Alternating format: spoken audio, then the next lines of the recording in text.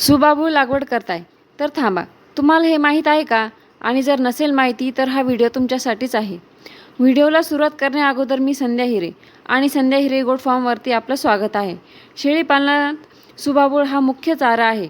शेळीपालनात सुबाबूळ हा चारा आपण 60 ते 70% वापर करून शेळीपालन करू शकतो. जर तुम्हाला ही शेळीपालनात सुबाबूळ ह्या चाऱ्याची लागवड करायची आहे तर या चाऱ्यामध्ये 24% प्रथिने आहे आणि हा चारा जर असेल तर खुराकाची सुद्धा गरज भासत नाही.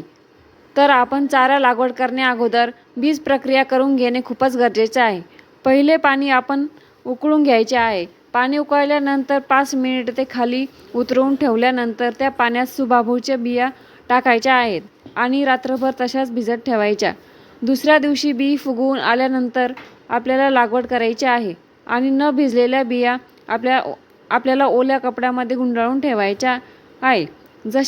जशा बिया फुगतील तशी लागवड करून घ्यायची आहे. आणि अशीच नवनवीन माहितीसाठी आपल्या आयडीला फॉलो करून घ्या. धन्यवाद.